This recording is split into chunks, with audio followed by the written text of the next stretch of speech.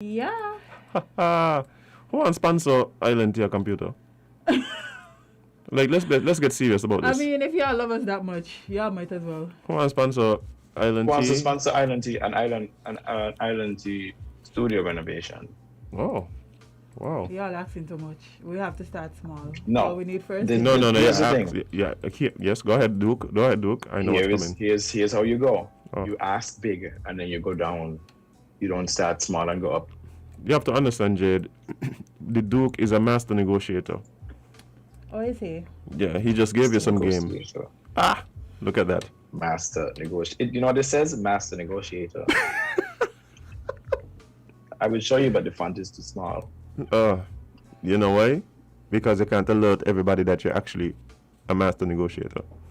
You can't, because then they know you. They know. But it's also nice sometimes that they know they won't win, so they just give up and give you what you want. My, you gotta love it. But You just have to love it.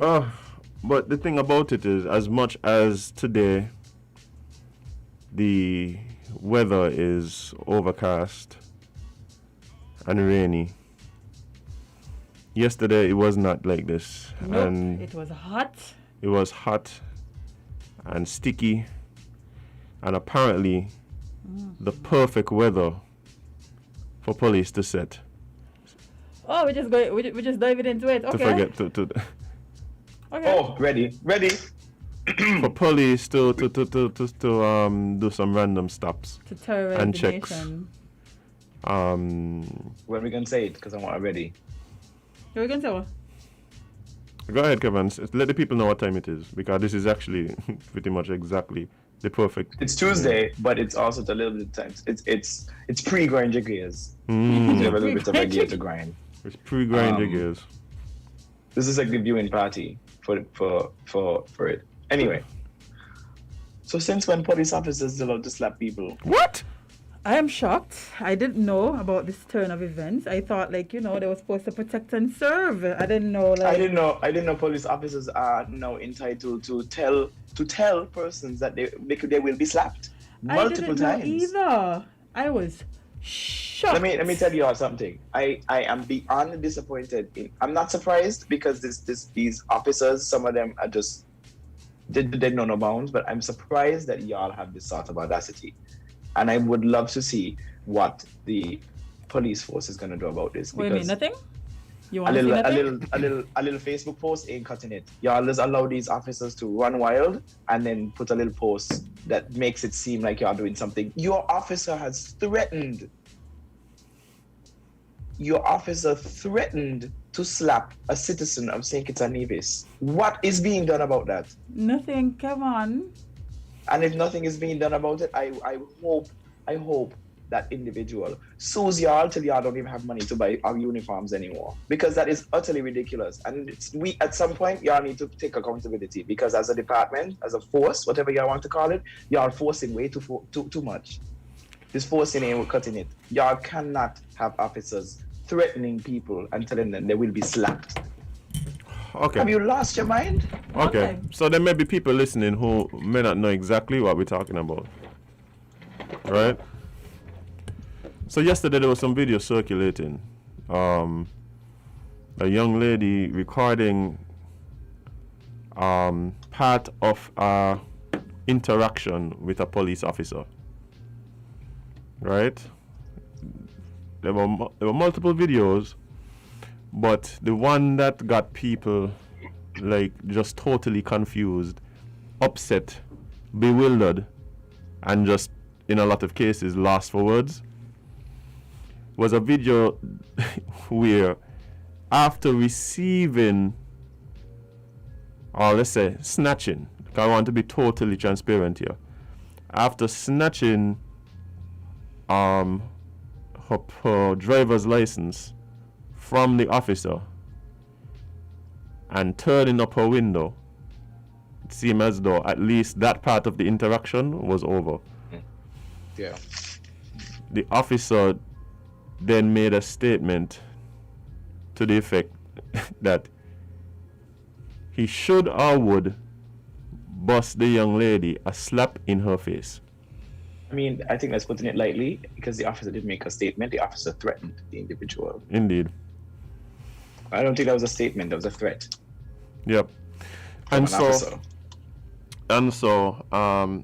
Also it is said the individual is saying that this person, that would not have been the first time during this particular altercation that similar sentiments or similar threats were made. Also, he's notorious for offering slaps. Well, in this scenario, apparently, she was told that even prior to the one that she taped, which perhaps would have prompted her to tape. And that's probably why she was so upset, because if you threaten to slap me, like, okay, let's do this thing, because who are you talking to? Who are you talking to? You're an officer. You work for the government. Officer of the law. You work for taxpayers. You're supposed to protect and serve, but you're offering slaps. Okay. Y'all just feel like y'all have money to give out to citizens. This is why every minute y'all getting sued and y'all have to pay out money because officers like that one exist and y'all don't do anything about it. Y'all don't do anything to punish them. Y'all just have them on the force doing, Well, here on camera, so it makes no sense. We say officers like these, Officer Maguire, like everybody know who it is. The video is Officer Maguire, the man who came to my school when I was a young person and tried to tell me not to do drugs, is out here in the streets threatening to slap people. What example is that? A police officer who is also a pastor? Oh, okay. Yep. This is the word of the Lord. Let me tell you something. So he threatened to smite with God's hand. The lady was a Philistine. Boy. A police officer that is also a pastor is threatening to slap a citizen of St. Kitts and Nevis while doing his job. Let's be clear, this was not an interaction this is not like a personal interaction. This was not an altercation between him and a friend on the street or him and a stranger on the street. This was him in uniform doing his job to stop, for whatever reason, a person driving. Well, he was supposed to be issuing a ticket for tint. Their favorite thing. He was issuing a ticket for tint. That's all they seem to know how to do. Before we even go down the road, because I really got an issue with that whole part of it. Before we get there, one of the things that I think is lost on a lot of police officers, because I have personally brought up this issue right here and here with the police officers, right? Speaking about the where they interact with civilians. Now, a lot of times the response that they get from police officers has to do with them feeling the need to be heavy-handed, firm, strict with people, because sometimes there are people who are agitated or, let's just say, even get upset. Right? Okay. I want to inform the police officers now. Something that you may not recognize. Right? One, first off the bat, it don't matter if somebody is arguing, cussing, they ain't putting a hand on you, they're in a vehicle, but you have a responsibility to remain calm. You have a responsibility to de-escalate where possible, as much as possible, right? But two, and this is the thing that I think is lost on the police officers, whenever there's someone who interacts with somebody who, for whatever reason, is in a position of authority over them, right? Frustration should be an expected response. Yeah. Nobody likes to be in that position. It is upsetting and it is frustrating. Now, if you understand that going into the interactions, then you would move in a way that erases that tension and not do things that will escalate that tension. And this goes across the board, especially in situations where the people seemingly are taking advantage of the position and the power dynamic that's at play. Whether it is a parent, whether it is a teacher, whether it is an employer, when there is this obvious power dynamic at play and people take advantage of that, frustration should be an expected response. You understand what I'm saying? Mm-hmm. And a lot of times they don't like to recognize that that is what's happening. It's frustrating when I go spend X amount of thousands of dollars to buy back my vehicle from customs, only to be stopped for apparently no reason. I can say buy back. Oh, for apparently no reason. Buy it twice. In a lot of cases, bear in mind, I think also, and full disclosure, I would have spoken to the person, right? This is something that has been happening. When I say happening, meaning the person would have been stopped multiple times over the last few months. Mm-hmm. You understand where I'm coming from? Mm-hmm. So frustration it must come. It must come. But at that point, you still have no excuse for the type of responses that we would have heard. Like, it boggles my mind. Not me. It boggles my mind because as much as we've seen it happen, I cannot justify it. It will never be okay. Shouldn't be okay. It will never be okay. Now, the issue of the tint situation. Let me tell you something, right? I putting it out right now to everybody under the sound of my voice. Them tint machine no work. Sorry. I telling you. I know here's my thing. I have been in situations where the tint machine like they put the tint on my glass and tell me the tint reading 0. I say, you know what 0 mean? Yeah. I say, you tell me what the percentage mean. It means no light is able to pass through. I said, well, is it Which that I have X-ray vision? Because I am now I seen you through the glass, but your machine telling me is 0. So how is that even possible? Well, you know. Imagine you have people who they're taking the measurement and the glass with tint. You get one measurement. You take the machine, do a reading on the windscreen that have nothing to get the same measurement. Yeah, well, I mean, you know.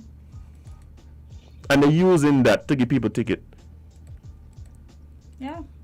Stop playing people. People gonna get upset. People must get frustrated. Stop playing people. Nothing. Just number one for me is there are much more pressing issues on the street when it comes to, here's my thing too. One, y'all are making tint seem like the only thing y'all know to do. And even that y'all doing wrong because your machines don't work. Then we have the fact that y'all have no communication with each other because y'all write on paper. What police force does we write on paper? If Jade and I are officers and I stop Azim at the industrial site and I said, Azim, you know, your tint is too dark, you need it removed. And Azim says, okay, I have it removed today. And then he drives through town to head home to take it off, and he's stopped by the square. What information does Jade have to know he was stopped? He hasn't been issued a ticket. He can't show the ticket that he got a ticket. What does Jade do?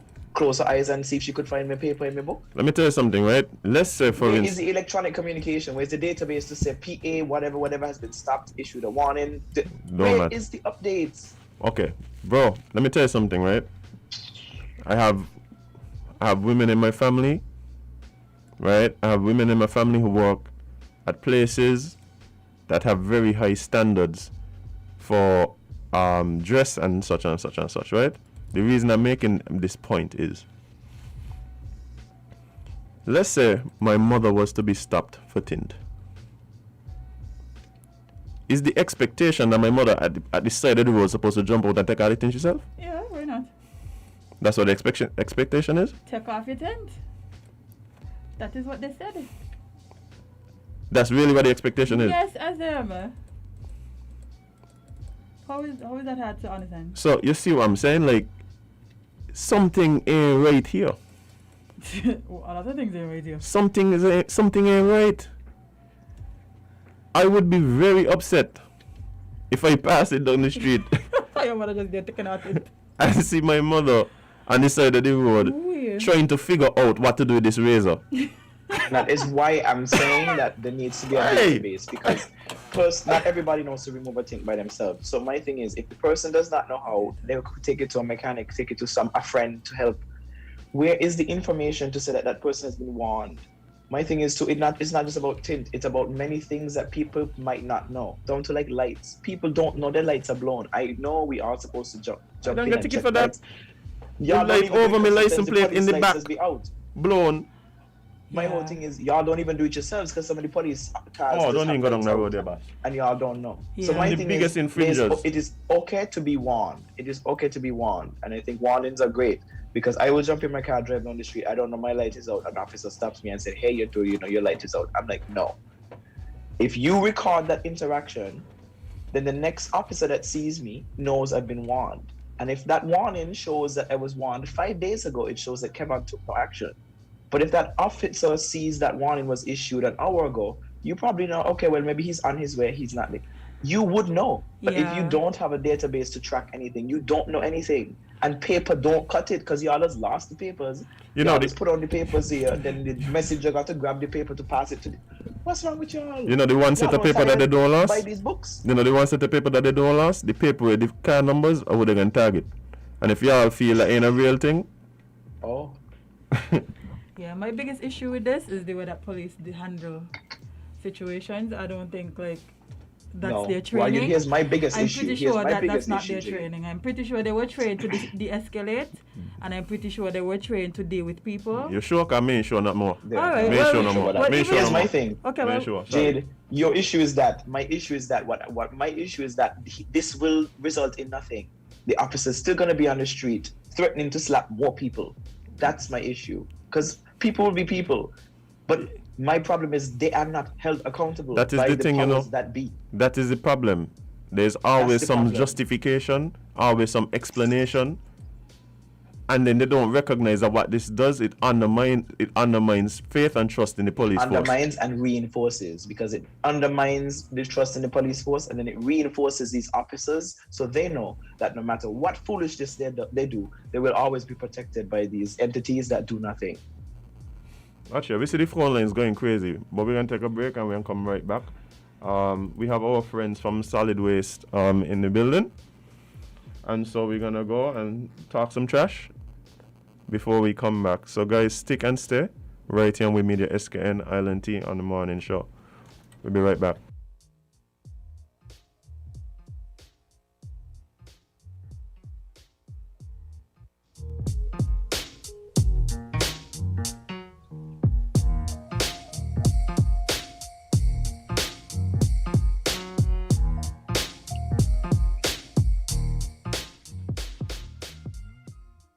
If you say you love your little dear country, try to do something positively. Be a watchdog for the environment. Don't leave everything to the government. We dump our garbage anywhere, it on the streets everywhere. Our behavior is telling me that we really don't care. Take some pride in your country. Volunteer to clean where it's dirty. Tourism development needs a healthy environment. Whenever we litter, we threaten our survival. So those who engage in it should be treated like criminals. So don't be afraid at all if they call you an informer. Report those who endanger our future. So if you really love this blessed land, this situation demands attention. Think about the future generation. Do what we can to preserve this island. The laws for littering we must enforce. We have to let justice take its course. If you are a proud citizen, you have the right, you have a reason to save this land from destruction. You have an obligation to become involved in anything which affects this nation.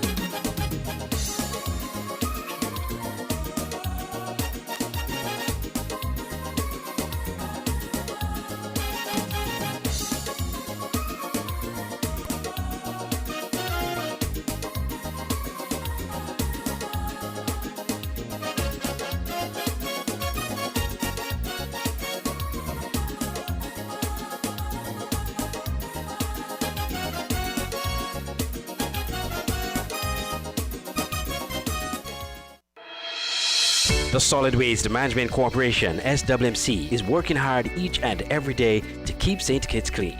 Our primary mandate is to collect household waste while maintaining the engineer sanitary landfill in Connery. While it is the responsibility of businesses to see to it that their garbage is properly collected and disposed of at the landfill, the SWMC offers a commercial waste disposal service with our NOSI program.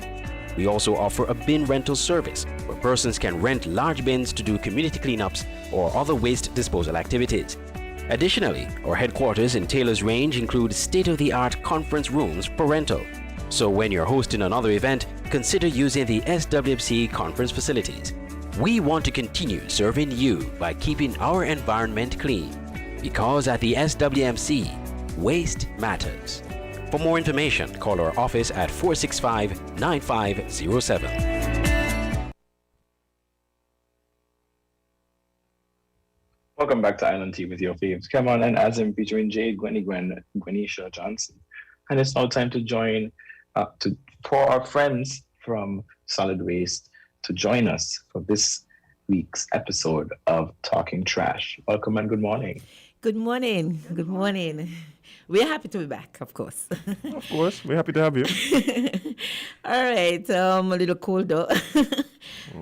Good morning to everyone. Good morning, and we are always happy to be back with you with another episode of Talking Trash. We're always delighted to come to you. The program comes your way every Tuesday morning from 8:30 to 9 to educate on how to manage your solid waste. At Solid Waste, Solid Waste Management Corporation, we deal with the generation, the collection, the storage, the transportation, treatment, and disposal of solid waste right here in St. Kitts. My name is Anita Lake. I'm collection manager at Solid Waste Management, and I have my colleague with me. Oh, she's not a stranger anymore. Nama. No. Nama, you can go ahead and greet. Hi, everyone. Blessed morning. I know it's a little chilly out there, but I hope everyone is just keeping safe. Great. Okay. To get into it, first of all, I want to apologize to the residents of New Road, for not being able to make collection in your area yesterday. That was due to mechanical issues. We had some problems with the trucks, and so unfortunately, we was unable to get into your area. But hopefully, you're getting collection today. Mm-hmm. The trucks are there today, so your garbage will be taken up. And I also want to inform residents of some changes that are taking place in your area. Your scheduled collection in your area, that is O'Gee's, Stapleton Project, Parry Village, Oliviers, Milliken, Cedar Grove, Douglas Estate, Carrifester Village, Clicker Housing, and Gillard Meadow. There are some changes to your schedule. Your collection will be on Thursday instead of Tuesday for now. So we sincerely apologize for any inconvenience this may have caused, but it has to be done that way for now, okay? So remember, listeners, the lines are open and you can call in as usual with your suggestions, your ideas, or just to contribute to the topics. Iron sharpeneth iron, and so we welcome your views. Okay. Today we're going to be discussing storm preparation and what to do with your bin during a storm, and we'll be looking at illegal dumping as well. So now I have my colleague Nama, and she's going to get right into it. She's going to enlighten you on how to secure your bins during the storm. Nama? Okay, so we have a system in the air right now that's sort of making us all chilly, but as the season goes along, we might get some stronger storms, or maybe this one might actually develop, or the following one might develop to be something a bit stronger that could cause a bit of disturbance in the atmosphere. So we are just trying to ensure that everyone knows what they're supposed to do with their bins. And most of us have what we call cages. So we ask that you secure your bins in the cages so that they will not blow away. In the instance that you don't have a cage, you can just secure them in your yard, tie them. Most of the new bins now have like a handle, so you can tie them onto something where they won't easily fly away, because that's what you don't want. You don't want your bin to fly away somewhere, and you don't have a bin, and then afterwards we're trying to, find your bin. We won't be able to probably find your bin. So, so try to secure your bin as safely and securely as possible. The other thing we're asking individuals to do is that, as you might have noticed over the past year or so, I think we're at now, is that your bins do not have any holes to the bottom. And so what you have to ensure is that your bins are properly covered. The lid is there. Cover your bin so that water does not get into your bins. And that serves more than a dual purpose, but for now we're going to talk about the dual purpose. The first thing is that you don't want water to get into the bins, because it then becomes very, very heavy to sort of lift and put in, that kind of thing. And the other thing is that with water in there, in the storm especially, maggot, all these things that could happen. Develop leachate. Exactly. We don't want that, because in the event that you have debris falling and we are unable to get to you, your bin will have to stay there for quite a bit. So you don't want to have water in there causing some sort of infestations or anything of the sort. So secure your bins, cover them properly with the lid, and place them in an area. If you don't have the cage, place them in an area where water will not easily get to them, but properly covering it will do the job. Once again, I encourage persons to contact their district managers for NEMA and ask specifically what you can do to prevent anything happening to you, adversely happening to you at that time. So just contact your district managers. And also, please note, if in the event that there's debris, we will not, unfortunately, be able to go to work in terms of the office staff. So even if you try to call, you won't get us.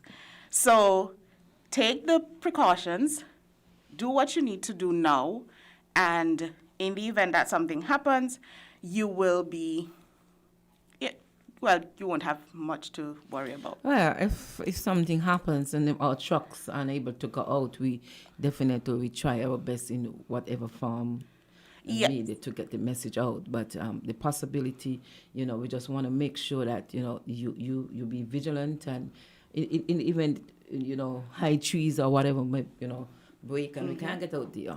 That you understand. And that's a possibility. And it's a possibility when it comes to hurricane. Yes. So that's pretty much it, I think, for today, in terms of tips. Yeah. Okay, Nama, thank you. So there you have it, folks. Try and secure your bins. Okay. One of the things I want to look at is illegal dumping. Despite the many achievements of the solid waste management, in general, there continue to be in existence a vast amount of unacceptable solid waste practices.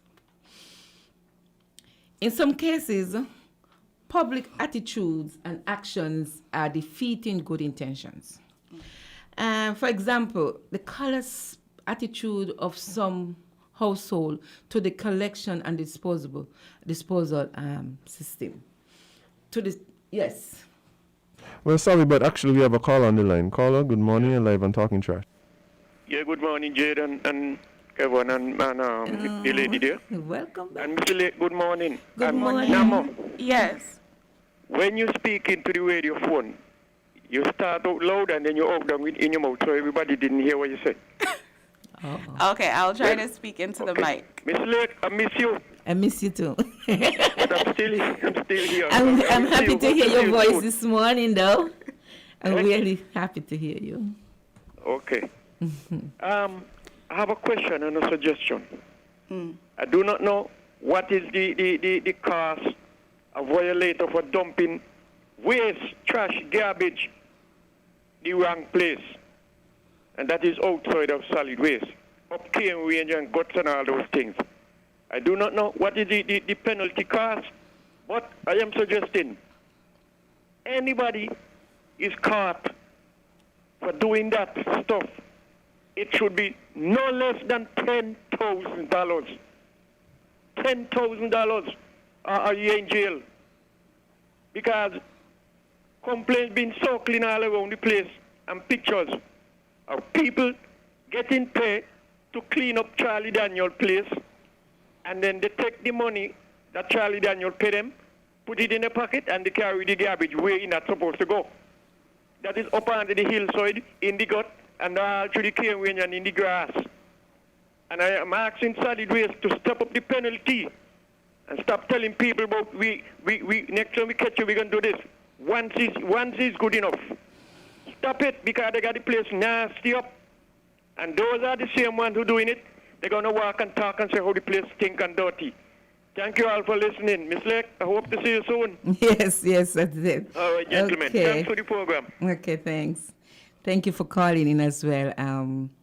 The caller actually touched on some of the notes I want to bring forth.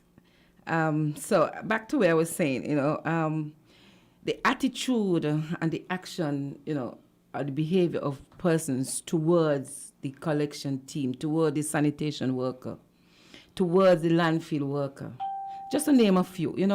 Too often some household garbage, some householders place their garbage for collection in inappropriate times, and when we have to confront them, the behavior, the way they go on, towards the collectors especially, the thing they said to them, like the demeaning them as if they're not human as well. And we are saying that, this practice is not good, Yeah.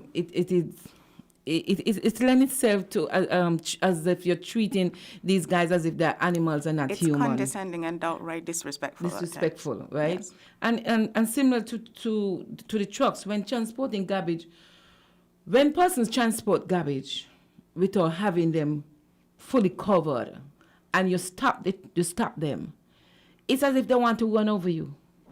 I mean, you are doing something wrong, and we are warning you. And we're saying, no, this is the way to do it. We are trying to show you the proper way to go about it. No respect for the workers it's really outrageously wrong. Sometimes some of them know there's no tolerance at all. Mm-hmm. And consequently, as a nation, we need to remind ourselves that there are value in keeping our country clean. We need to remind ourselves that if these guys do not collect your garbage, what a catastrophe it will be. Yes. The collection team at times, for us, they are a tremendous asset to our nation. The enforcement team, they are a tremendous asset to our nation. Because if these guys ain't out there to curb what's going on, what it will be like, And I want to send a big thank you to all our sanitation workers, a big thank you to all our collection team and our enforcement team. They're doing a great job. We know some person don't even want to handle their own collection bin, and these guys are out there making sure that they pick up your garbage. For sure. But yet you're still so disrespectful towards them. But guys, we have another caller on the line. Caller, good morning. You're live on Talking Track. Hi, good morning, everyone. Good morning. My call is specific to what's going on globally. And I think that solid waste does play a significant role, or should be at least, in this particular topic. I'm not sure if any of you would have noticed or heard of the UN report on climate change recently. Yes. In terms of how significant things are right now, and that it's no longer a situation where in 5 years, this 5 years now, they basically said that we need to act right now. Unfortunately, this message has been sent out for decades. You can see reports going as far back as the 60s in terms of individuals, corporations, governments having to play their part in terms of trying to reduce our carbon footprint. A lot of the time as well, we also hear smaller developing states make the comment, oh, we're just a small drop in the pan. How can we negatively contribute to these types of things? And I would like to challenge that statement. And why I say that is this. We all know the old saying, one wonders fill pot. And if everyone plays their part, we can only see just a positive ripple effect. Right. But all that aside, I would like to know from Solid Waste, what is their plan, if there is one at all, in terms of trying to help and address the situation to ensure that there is a future for the young. Thank you. Okay, thank you. Thank you for your question as well, and thank you for the information that you provided us. Solid Waste, there's a number of plans that is on the table with regard to climate change as well, and cleaning up the country and making sure that certain things are being, in place to combat climate change from our standpoint. There's a discussion that is going on right now. And so, yes, as I say, one full basket. We have our contribution to make, and everybody have their contribution to make when it comes to climate change. And so I thank you for your for the information, and your suggestion this morning. Okay. So yes, back to illegal dumping. The practice of illegal dumping cannot continue. It really cannot continue. This is an issue that Solid Waste has been preaching for many years. But the numbers shows illegal dumping isn't slowing down. For some reason, the message is just not resonating. I don't know why, but it's not resonating. The little ones continue to find piles and piles of garbage, old furniture, tires, mattresses, and appliances in the pathway, in the guts, and empty lots, on the beach, in the hillside, in the grass, you name it. There is illegal dumping. There is littering. And just a few days ago, right there in New Road, the little one, they find what we call a mini landfill, right in New Road. And after investigation into the dump site, the little one, actually they found evidence, so they were able to ticket the culprits. However, though, what is so annoying is that, it is disgusting and it is annoying because just a few months ago, not too long ago, the ministry, Solid Waste, along with some government ministries, team up to clean up. We went around and we cleaned a number of illegal dump sites. And this same area that I'm speaking about was a part of that exercise that was cleaned up too. And this is sad because we're doing our part, but there are some persons who are bent in their ignorance. They don't care. And it is very frustrating. It's frustrating that Solid Waste Management on a daily basis is doing its best to keep the country clean. And people, like I said, are bending their ignorance to violate and dump everywhere. This is our product. This is where we live. This is our home. This is our country. We're supposed to be proud of it. We shouldn't even have to wait until someone comes into our country to say it looks good. We should feel good within ourselves when we walk on the street, when we look around at our greenery, in green areas and so on. We're supposed to feel, a sense of satisfaction, feel good to see how our country look. The sole purpose of keeping our country clean should not be just about tourism. It shouldn't just be for the tourists. Exactly. It should be for ourselves. Exactly. And that the after part is that, okay, and the tourists get to enjoy a clean country. But it should be for us. And if we take pride in that and we take responsibility, then we will do what we're supposed to do in keeping our country clean. Mm-hmm. All right, but guys, we have another call on the line. Caller, good morning. You're live on Track and Trash, sorry. Okay, here is Mr. Culture again. Hi, Mr. Culture. Yeah. the problem has been found, but the solution to the problem is like you taking a sheet of toilet paper and try to bust a man's head with it. Because if you're going to hit me hard in my pocket financially for breaking the law, and you hit me so hard that my face screw up, and he can take Kevin to dent out my face to get back down good again because of the problem. And, hello, I ain't feeling no pain in my pocket. They ain't doing nothing. And it's not solid waste to be blamed for that. Because solid waste employees are catching the culprits. But when they go now to the problem solver with the solution, the problem solver smiling and grinning and like I said, trying to bust the head with a sheet of toilet paper. So they're going back to do it again.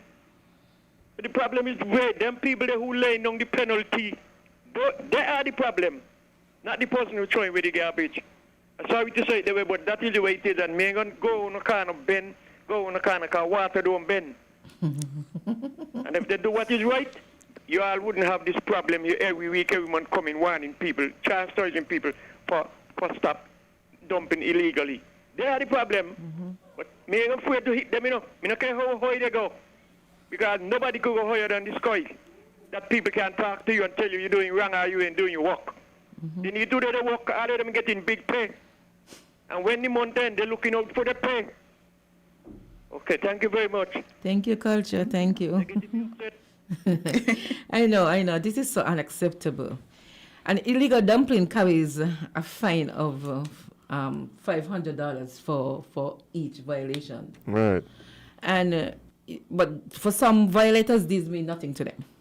I don't know if it's even that. I think it's more a lot of illegal dumping takes place out of sight, meaning it might not be in a well-populated area or perhaps even at a time when most traffic is when traffic is at a minimum, whether it's in the late evening, early morning, that kind of thing.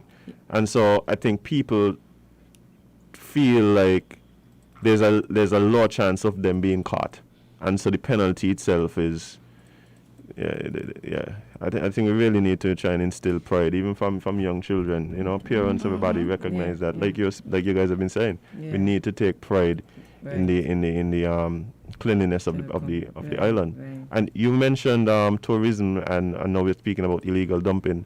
We actually just got a message about the fact that up at the top of Timothy Hill, close to the water dam, there seems to have been somebody who has been dumping the discarded coconut shells, and they're asking if somebody could take a look at that. It seems to be a real problem up there. Yeah. But I'm sure this is something you guys hear about and deal with. Yeah, unfortunately. We got that complaint, and we went. We saw them. Like I said, like you rightly said, these guys dump in the wee hours of the morning or the late hours of the night. Right. And that is why they call them fly by night, because they dump when everybody is asleep. Right. So, but the thing is, though, is that it is not so much that the time when, but people are to know that it is wrong. Right. You should not be, disposing garbage any and everywhere, because it can be so harmful to our health. Yes. It may not affect us immediately, but in the long run, and if not us, it will affect our children. For example, in I think it was New Road, where it was cleaned up. So you usually go and you illegally dump somewhere. You come back and you see the place cleaned up. Exactly. Why are you then dumping again, having seen that it has been cleaned up? So it's a mental state. It's what it is. It's a blatant disregard for cleanliness. And so at the end of the day, what I would like to encourage is individuals who are paying persons to dump their waste, to actually ensure that that waste is being carried to the landfill, right, and not somewhere else. All right. And the corporation will continue to educate, because that is all we can do. We try our best. Sometimes we go out and we clean up the area. But it is very costly to go clean up all the illegal dumping sites, And the corporation, like I said, will continue to educate and the proper disposal method. Once again, I want, as Norma mentioned, I want to advise persons and business that contract garbage haulers not to pay them up front. Not to pay them up front until the garbage is being delivered to the landfill and a receipt is produced to prove that the garbage was indeed dumped at the landfill. You know, when you're hiring someone, you within yourself, you know, well, I pay them, and you trust them. You trust them to that take. They will do what they're supposed to. You trust the individual to take it today, but people, and some people are just untrustworthy. They're not trustworthy, and so. And get evidence that it was paid. It's exactly. Most people have phones that are capable of WhatsApp. So get the picture of the receipt. Get the picture of the person, the waste being disposed of there. Because when our investigators go, when our enforcement staff goes, and they see waste in an illegal place, and there's evidence that waste belonged to you, you are the person who's going to be fined. You're the person who's going to be ticketed. You're going to be so ensure that you get evidence that your waste was taken to the landfill and that it was disposed of at the landfill. That's right. Because I can take a picture of a ticket and say that was your waste, but ensure that your waste was this way, because someone has to be held accountable. Right. Yeah, they'll be held liable. They have to be held liable. You know, they will. All right. And so we are encouraging people to, you know, be mindful of these things. It is happening, and time again we come on the air, we preach, we teach, we educate. Do not pay these people to take your garbage to the landfill without receiving some support to show it was dumped illegally. All right. We just want to say, you know, time has flown by so easily. But again, we want to say thank you for tuning in. Thank you for calling in. Thank you for listening. I know there's a number of persons who, you know, would have been listening to us, and I want to encourage you to, you know, stay tuned every Tuesday morning. Thank you. If you say you love your little dear country, try to do something positively. Be a watchdog for the environment. Don't leave everything to the government. We dump our garbage anywhere, lit on the streets everywhere. Our behavior is telling me that we really don't care. Take some pride in your country. Volunteer to clean where it's dirty. Tourism development needs a healthy environment. Whenever we litter, we threaten our survival. So those who engage in it should be treated like criminals. So don't be afraid at all if they call you an informer. Report those who endanger our future. So if you really love this blessed land, this situation demands attention. Think about the future generation. Do what we can to preserve this island. The laws for littering we must enforce. We have to let justice take its course. If you are a proud citizen, you have The Solid Waste Management Corporation, SWMC, is working hard each and every day to keep St. Kitts clean. Our primary mandate is to collect household waste while maintaining the engineered sanitary landfill in Connery. While it is the responsibility of businesses to see to it that their garbage is properly collected and disposed of at the landfill, the SWMC offers a commercial waste disposal service with our Nosy program. We also offer a bin rental service where persons can rent large bins to do community cleanups or other waste disposal activities.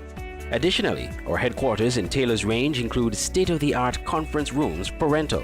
So when you're hosting another event, consider using the SWMC conference facilities. We want to continue serving you by keeping our environment clean. Because at the SWMC, waste matters. For more information, call our office at 465-9507. Here are your Oscar's Value Mart IGA Value Club Blue Tag Special. Running July 29 to August 11. Essential Everyday Barbecue Sauces, $5.99. IGA or Essential Everyday Cereals, $7.99. IGA or Essential Everyday Roasted Peanuts, $9.99. Juicy Juice 100% Box Juices, 8-pack, $9.99. Silk Almond Milk, $15.99. Tide Detergent, 46 ounces or pods, $24.99. And now our very low weekly value deals. Essential Everyday Mayonnaise, $9.99. Sunny Delight Tangy and Smooth, $4.99. Irish Spring Bath Soap, 3 packs, $8.99. The Crest Toothpaste, $9.99. Essential Everyday Quick and Old Fashioned Oats, $5.99. Malto Meal Bag Cereals, $11.99. Shop Smart, Shop Value Mart. Joan, en español. Sean listos y hagan sus compras aquí a Value Mart.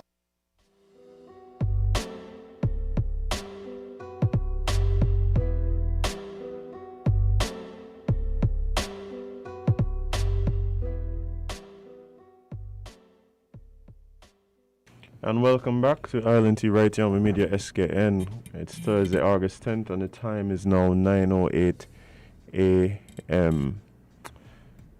All kind of things that's upsetting us this morning. Like we're here talking about the way certain situations are being handled in relation to traffic stops.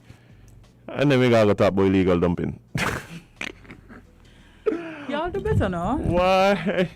Like, we too grown to constantly have to have all these problems. We are way too grown to have to be dealing with illegal dumping and rogue police officers and all of these things. They just do better now. We're already in a pandemic. They were already on the verge of ending, apparently. Can we just do better before it ends?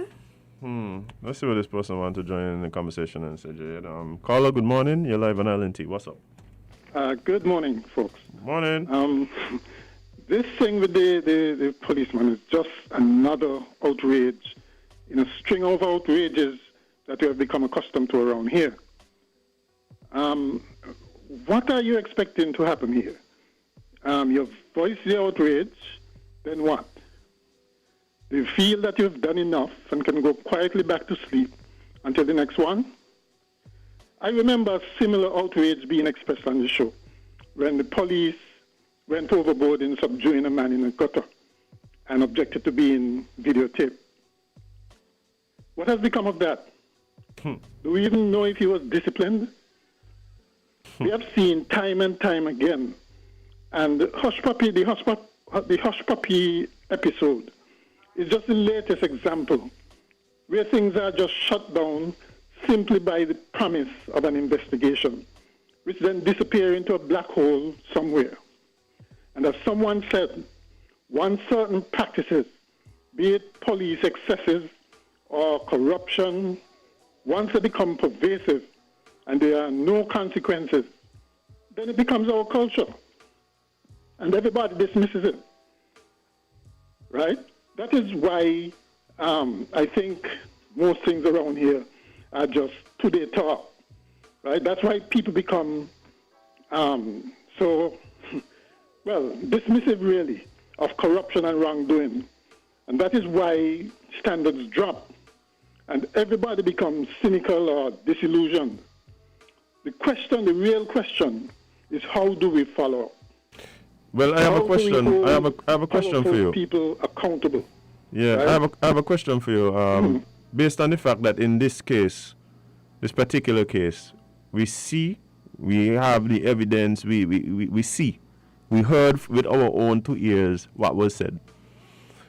What would be your hope in terms of dealing with the situation? What would be an ideal outcome in this situation? Well, certainly that the police, I don't know if they have an internal affairs department here, but certainly there should be some monitoring some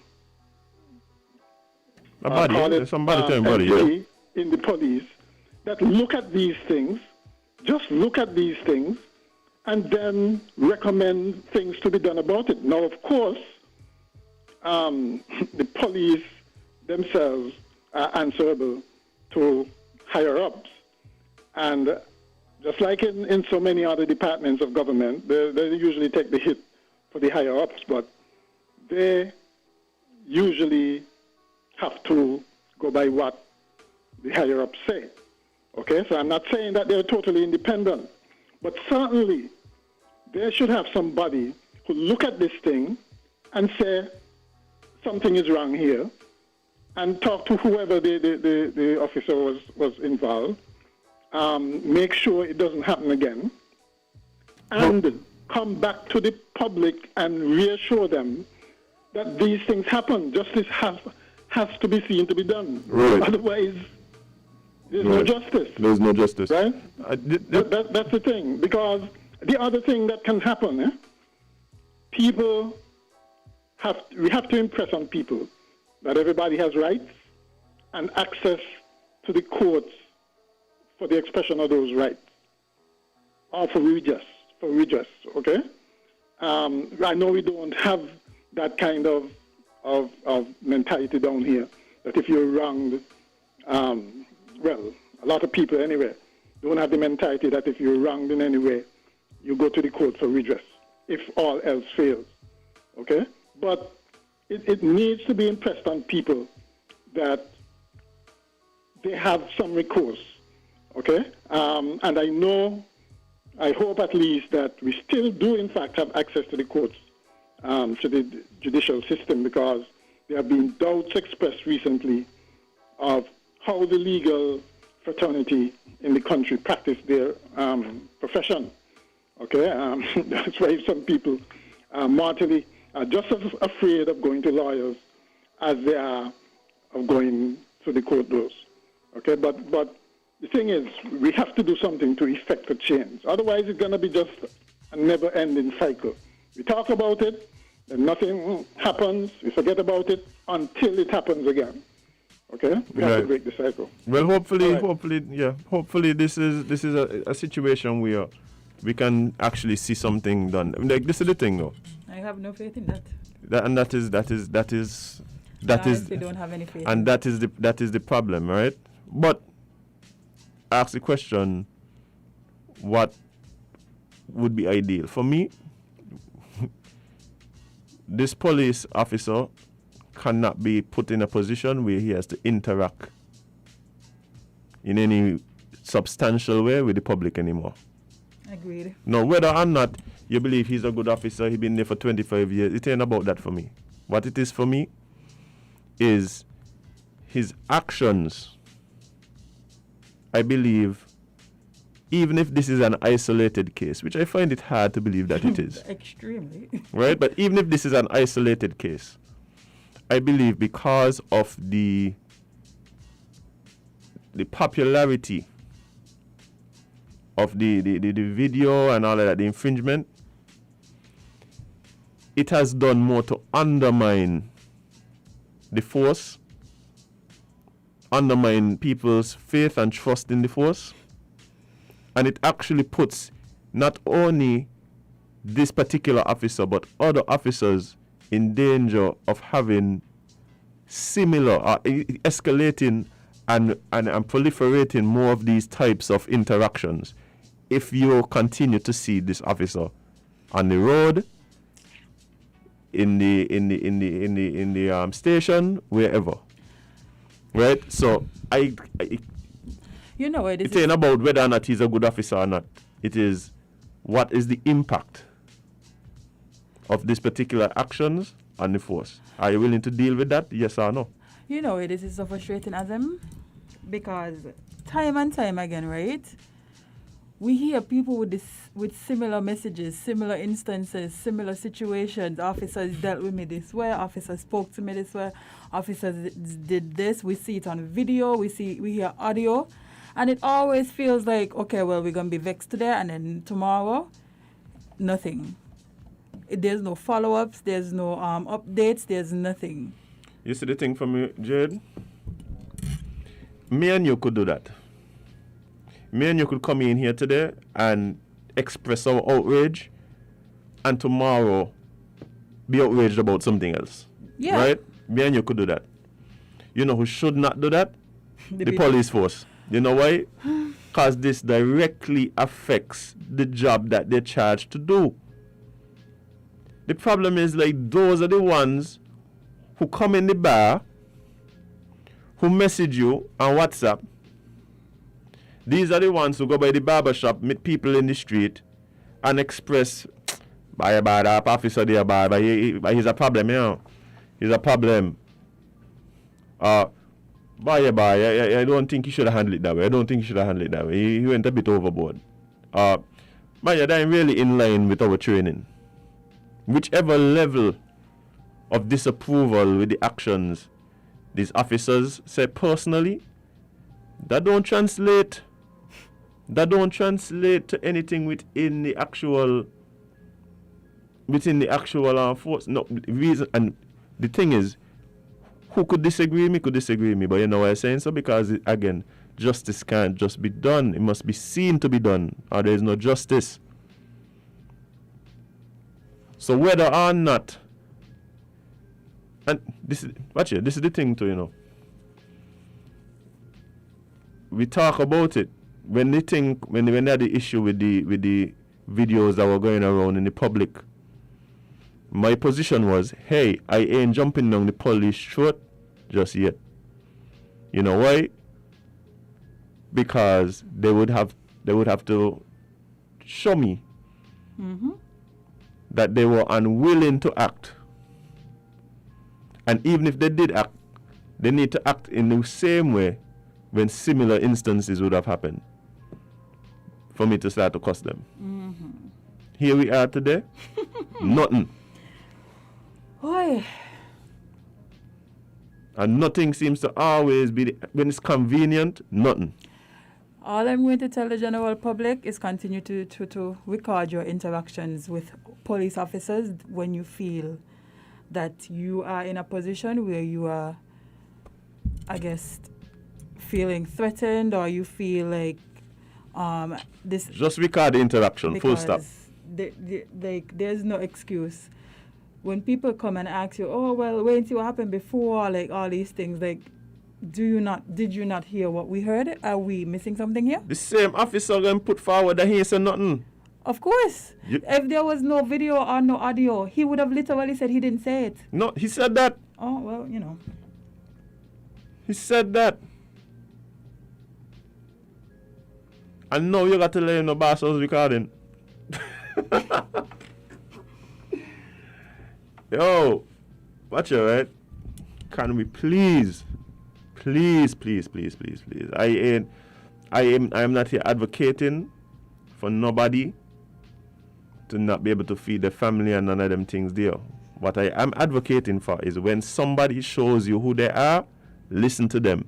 If somebody is not fit to deal with the public, then not let them deal with the public. But you know what's so funny? If this was a nurse, if this was a teacher, if this was somebody even working at a supermarket packing shelves, they would have been fired quickly. Jade, if this was a child, Jade, if this was a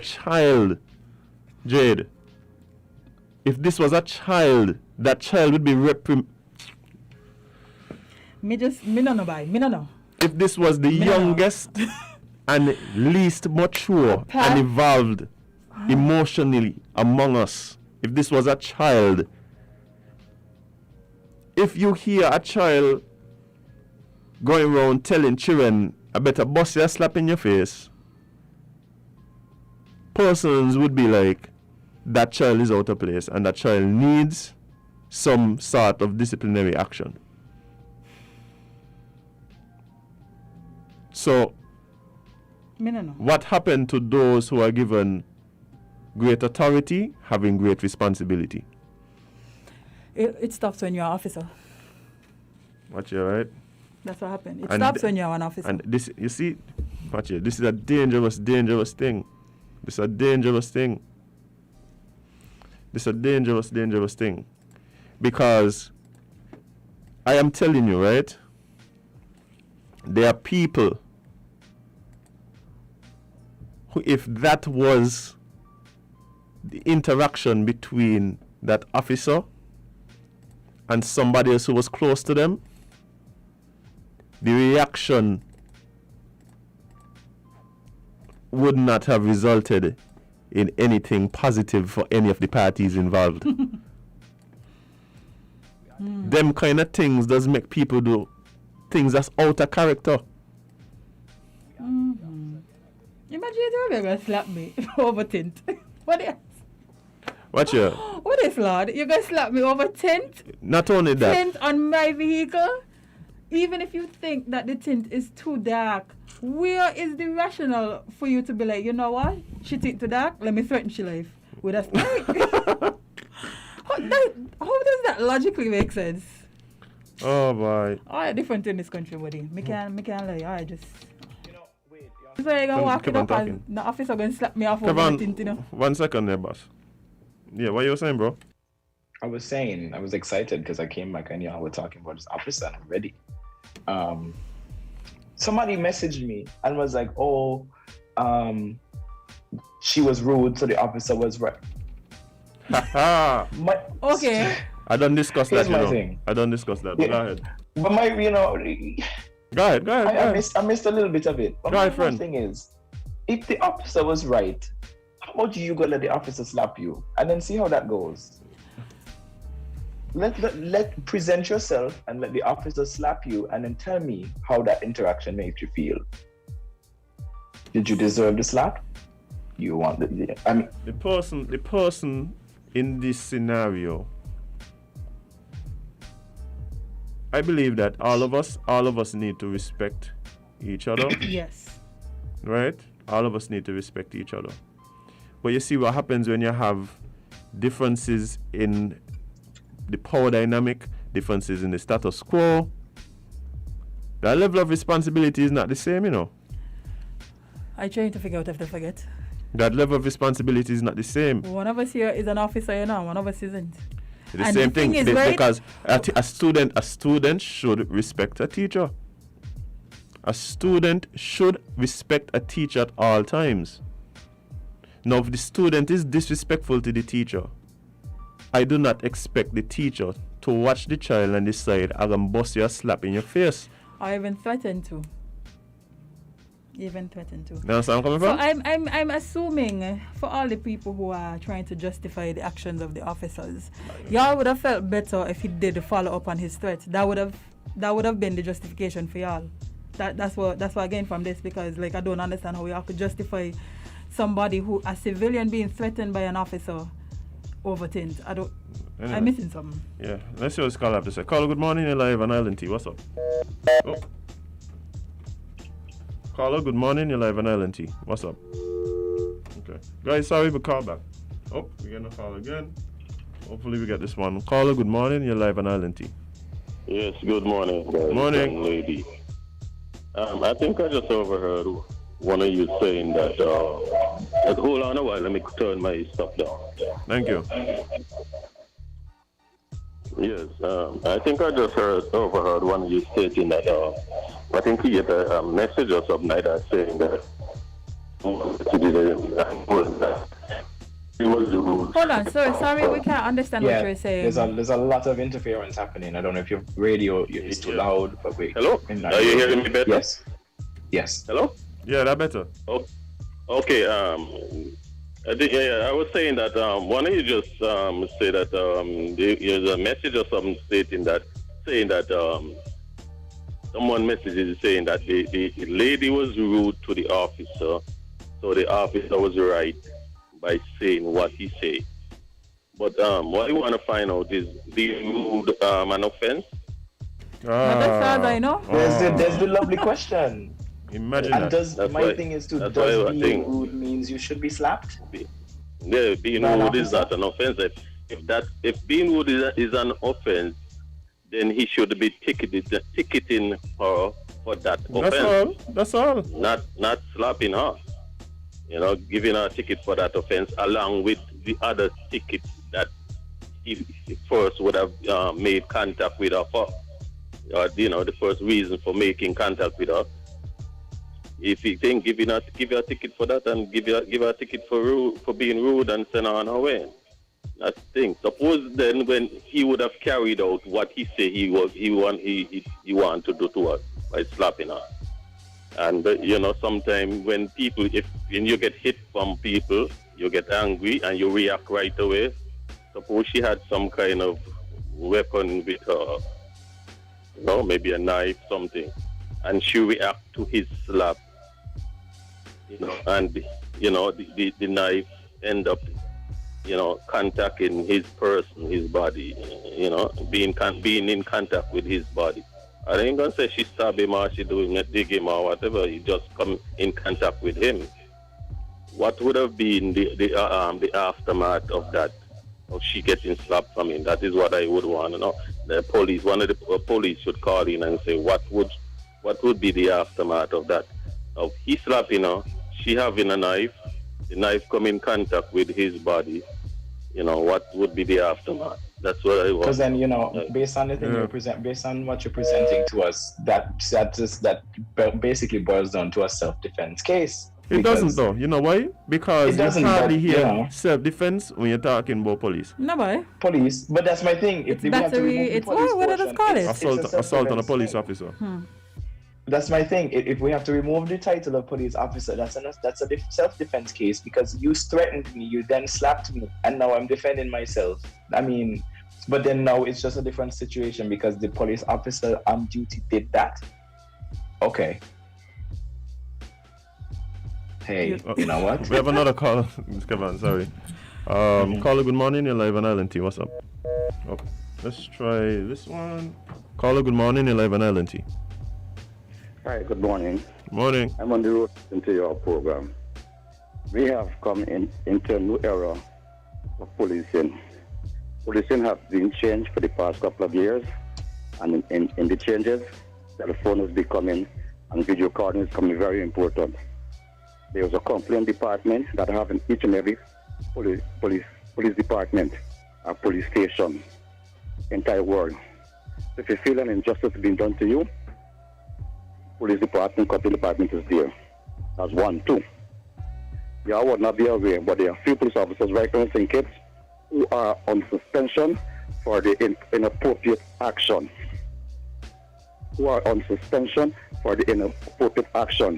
We have a complaint department in this country, and they're doing a good job. The only thing is customer service to bring the awareness of the outcome of the complaint that is being lodged against a police officer. For example, the last case we have in America, with the murder.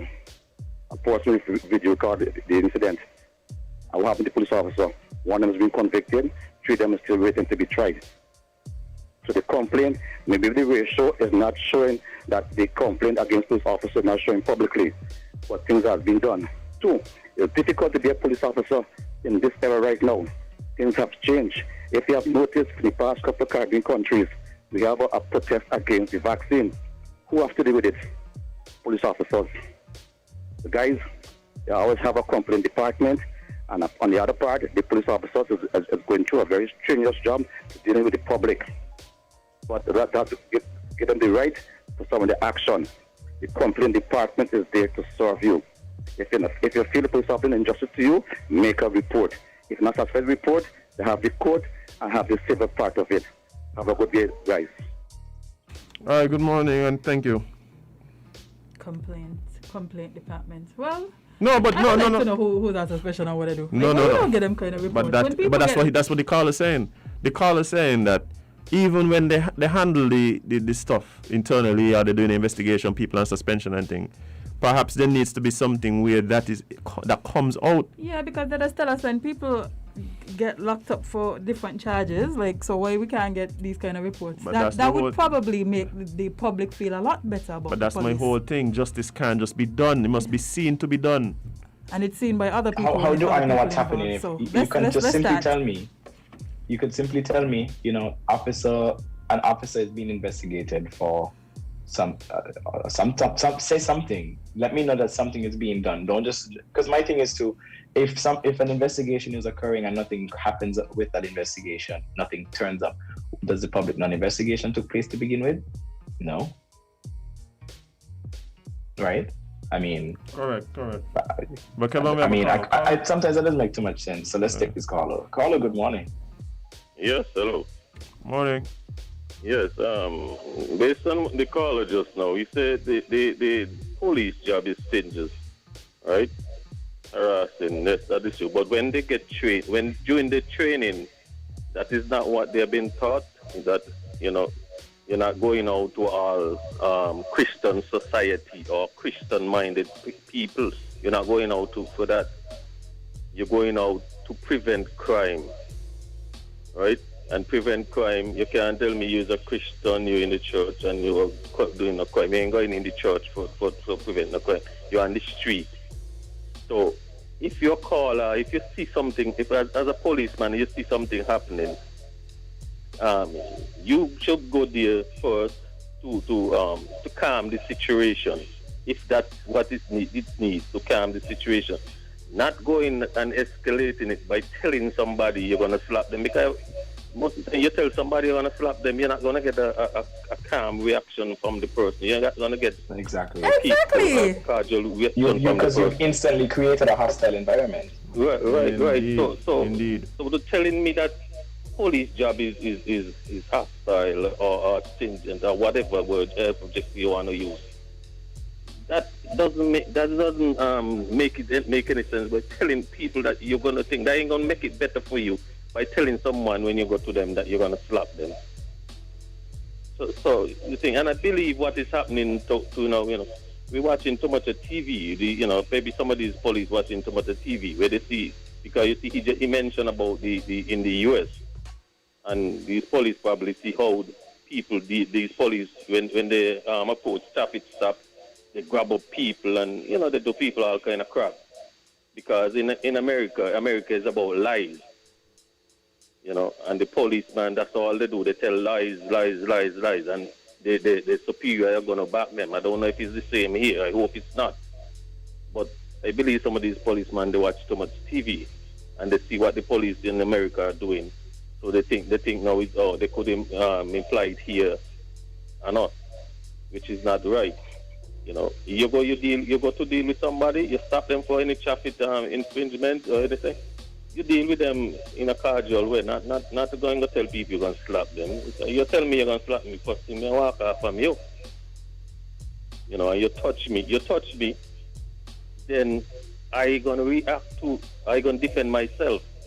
Because you don't tell me you're going to slap me. I don't know what else you might do besides slap. Because you could slap a man, you knock him down, drop his head, that's it for he. So you don't go to people and tell them, boy, you're going to slap them. If they do something wrong, you deal with me with the law. Thank you again. Yeah, man. And that's the thing, like, how do you expect people to react when you threaten to slap them? No, my whole thing is, how should I know react? The caller said something in the beginning, and it's funny. Officers are there to prevent crime, but we have an officer showing up telling people they're going to commit crime. Would you look at that? This got to be the toilet zone, by. This has to be the toilet zone. This must be the toilet zone, Jay. Because this can't be real life.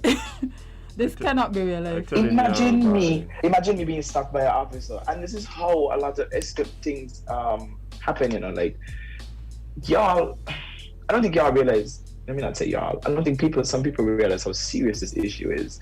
Because now what if the person's instantly, and they did feel threatened. What if that person now felt like in that moment they had to defend themselves in advance? And then what? They're on the floor and a box in the chest, something happened. Kavan. And then what? Kavan, everybody isn't as calm and understanding and peaceful as me and you are. Prime example, right, prime example, Jay Johnson. No, if this please don't do that to me. No, if this but what I'm saying is, what I'm getting at is, just the threat alone. I don't suppose. No, not even if you are threatened, But you see, if somebody close to you is threatened, that alone is enough to spark action, You're going to tell me you're going to because now we have to have a conversation. You're going to tell me you're going to slap me off. Me, a big woman, you're going to slap off because of things. People got... Just like, people got... away all the rest stuff. You see how ridiculous this justification is? All of this is over tint, Anyway. Guys, we have a call on the line. Caller, good morning. You're live on Island Team. Good morning, guys. Morning.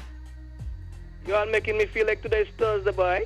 I ain't here. We apologize. I was trying to call before trash. And I make a run and I just come back inside your house. And I hear you all on the same topic. Yeah. But I'll tell you something, right? you realize in the last couple of years that every officer you see on the road got a ticket book in hand? Yeah. It's competition, yeah.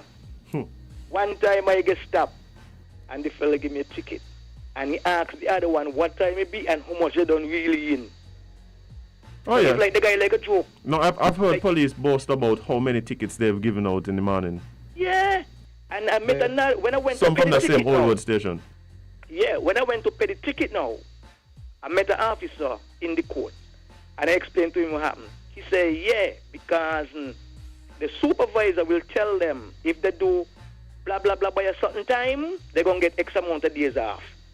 So that's why you see some of the time they don't like say one anymore because it's a benefit for them to give the ticket. To give the ticket. Yeah, because he told, when I explained to him, I said, boy, these fellas, when they give me the ticket, they had like the catching fish, you know, so they want to know, well, how much they don't catch. Yeah, he's too high. I'm going to explain to you. When I used to be in the Frigate Bay area, my supervisor used to tell me, I tell us who going out, if we do this by a certain time, we're going to get X amount of days off. So that's why some of the time they don't, so simple things, they just give you the ticket because they realize, it's going to benefit me. I could give him a chance, but still. So they incentivize right. giving the ticket. Okay. Yes, yes, yeah. That's the whole thing. But, you know, in the same area, right? A fella was explaining something to me what happened to he and the same guy. And 3 different incidents. And I tell him, well, I know the guy for years, and to me, he sound cool. But he said, but I know. And now that I hear you all on the radio this morning talking about him, he only strengthen what the guy said. Because I know him for years, and I like Kevin say, from where he know him and how he used to operate. But it seems as over the years, something going wrong with him. Anyway, I listen off here. Yeah, guys. Anyway, thank you. I feel like we don't echo out enough on this topic. I mean, Thursday is coming up. We have another day too. We go echo out on it again. Yeah, man. Because I'm pretty sure something going to happen between now and Thursday. Anyway. Oh my God. But waiting to hear, because Me too. I waiting to hear the what happens as a result of the report. Because the person would have made a report, and so I waiting to hear what's going on. And again, this is the thing, we don't wait. We tried. I just try to give the police the benefit of the doubt. Okay. I just try, why? I just try. We all do. We try to give them grace. Sorry, Kevin. Man, hear me. I mute myself. Oh, okay. I was saying better you than me because I don't try. Because what do they do that makes me give them the benefit of the doubt? There are very few good ones, and we all make that clear. But then there's these people who get to show themselves and exercise powers that they have, which they shouldn't have in the first place. Because if you need to exercise it, then when you have it, why you have it? I think the saddest part not the saddest part, but one of the things that I have to really deal with myself about is the fact that I already have an aversion to having to deal with the police in these scenarios. This year ain't helping. It never does. None of the situations ever help. This ain't helping. Which situation has helped? So when I come and I try to be as cool and stoic as possible, and I keep telling you all, it ain't just one thing. It ain't just like I don't want. Like, let me give some advice to the police officers listening.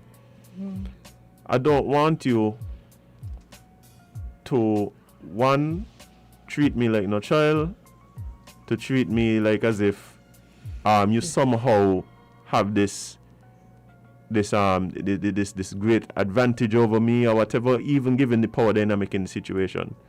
But also, because I think this is one of the things that they don't recognize. When I am stopped from my journey, right, the last thing I want the stopper to do the stopper is to then try and make joke and be funny with me. That there's another thing that just get people tense. Give me ticket and let me go. Yes. Just give the ticket. That's some advice. Just give the ticket, let the person know. /ma'am, I stopped you for X, Y, and Z. It's an offense that comes with this. Yeah, just give the people the ticket, let them go. You know what you're stopping the individual for. You know whether you want to issue a warning or issue the ticket right away. Let's not do this whole. This is not a social. This is not a chat room. This is not a social engagement. Like they're saying, stop and chat. People? I know you stop me. Hey, did you know you were speeding? You were speeding in a zone. I'm going to let you off today, but please don't speed again. But I mean, that would work well if y'all had a system where y'all could track interactions, but you don't because you have papers and books and pencils. But okay. So then if you're going to issue the ticket. You were speeding in a zone that is whatever. You were whatever over the speed limit. I'm going to issue you a ticket. The ticket is to be paid by blah, blah, blah, blah, blah. Have a nice day. And people? That's all y'all need to do. That's all. And people, just comply. Just comply. Because it goes in the same breath too. Yeah, because you don't meet the officer with hostility and expect to be, given flowers and roses. You can't meet the officer with hostility expecting flowers and nice interactions, and vice versa. Officers can't meet persons with hostility and expect good interactions. Yeah, but I do believe that again, it is reasonable to expect frustration from persons when they're being pulled over, seemingly for nothing. Seemingly. You must expect some frustration. Especially when you know for a fact that everything is in order. But here, no, you have to stop to go waste your time with this. Like, you know what has cracked me up too? When the police them seem to be looking for something to ticket you for. They're looking for more. Too. Like, and let me check. You could tell they're looking for more. Let me check these tires. The tire's fine. Now, let me check the lights. The light's fine. Let me check the tint. Roll up your windows or the tint. Open your door. No, so you're just stopping me for nothing. You're looking for things to do. Like, this is not... You know what I'm going to do? I'm going to message Sergeant Brown, right? Coming Monday, I'm going to say, look, what we need to do as well, we always talk about training for the police, and it is difficult for police to receive all the training that they need to do their job adequately in however much 13, 26, however much weeks it is at the police academy. That is understandable, and so we understand that training must be ongoing. What I'm also asking of the police force is to also educate the public as to their rights in those scenarios. I don't think a lot of people understand what their rights are, and so there's this confusion. We might not always, because there's some people I think also get taken advantage of in those situations. Does the police have the right to tell me I have to take off my tint in the moment, right? Is that something that the law specifically speaks to, or is it just that the police can't let you go because, well, it's judged that your tint is illegal, so there's a infraction on your vehicle, right? Does the police have the right to just stop me and randomly search me if I refuse and there's no just cause or suspicion? Because that was one of the things that I had been told coming up. Like, in order for the police to stop and search you, and so they have to say, like, you're under the suspicion of XYZ. Is that true? So too much of these things we don't know. We are in this position where we have to deal with the police. The police are necessary, but we don't understand where the limits end and where our rights stop. We don't understand. So maybe there needs to be some education in that as well, right? Instead of sending people on the day program, maybe Maguire needed to be there telling people about exactly how to interact with police and what to expect, because perhaps he would have reinforced what he was supposed to do in that moment. Wow. But you think it would have worked? Because, I mean, he don't even know what to do in the moment. So how are you going to teach? I'll tell you. Maybe if he had it in the book, and recognize. I'm pretty sure. I thought it was more weed, and look how the officers need some weed. Maybe they will be a lot calmer. The same weed that was educating our on, they probably needed to smoke. And then this wouldn't have happened, because there would have been a lot calmer. Anyway, move on, because I'm tired. I quit. And with that, folks, it's been a great show. No, we got time still, you know. We have to update the people on the COVID situation and the weather. Kevin, take it away, please. Me father's Jade, so the people that beat some. I'm like, okay, well, me calm down. Okay, I'll reach back. Calm down. Let's give you your COVID update for yesterday. Here is, do I do the voice? Here is your Think It's and Me This COVID-19 situation report number 500 as of Monday, 8th of August. That's not 8th. Monday wasn't the 8th, but okay. Monday, the 9th of August, 2021. So confirmed cases within the last 24 hours stands at 6. Total number of cases in the Federation since the beginning of the pandemic is at 620. Active cases are at 49. Recovered cases stands at 568. To split those numbers up for you, St. Kitts and Nevis is at 598 and Nevis is at 22.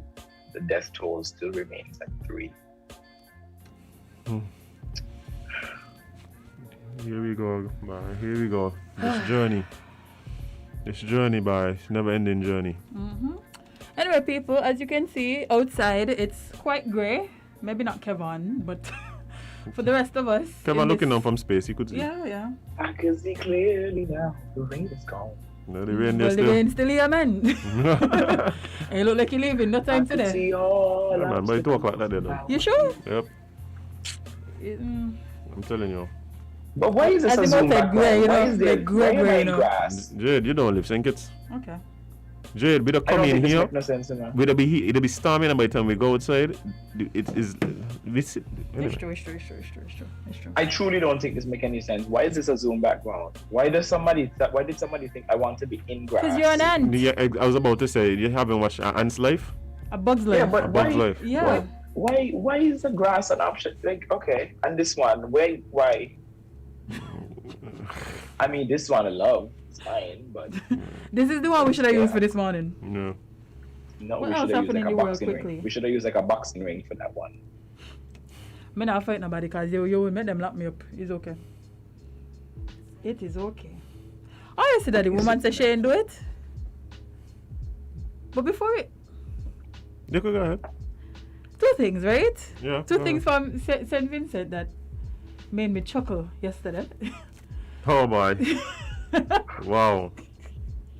I thought St. Kitts was a sitcom. Oh my god. It is obvious. Like I could cry. It is obvious that right now the rating's high for St. Vincent.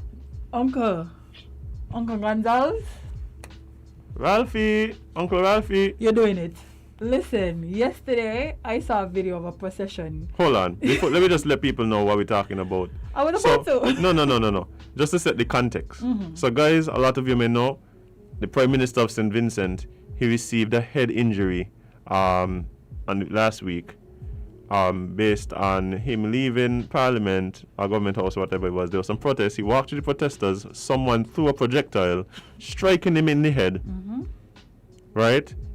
So much so, he actually left the island to go and get an MRI just to ensure that everything is cool. So he left the island. Proceed. So he left, he went to Barbados. Yesterday he returned. While, usually when we return to islands, we just come back. Nobody really know. Yeah. Oh, no, not Uncle. Not Uncle. Uncle came back with a motorcade. Procession, indeed. Motorcade. And his choice song in the video I can play it. Go ahead. You can hear it. Go ahead. This is the actual the actual video I'm playing. This is the actual video? So you'll hear like the street noise and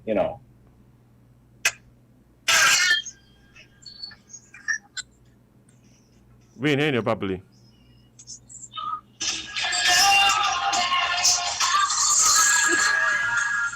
Listen. Oh, y'all heard it? No? Bring it back one more time. Let me do this one. Let me see if this would help better.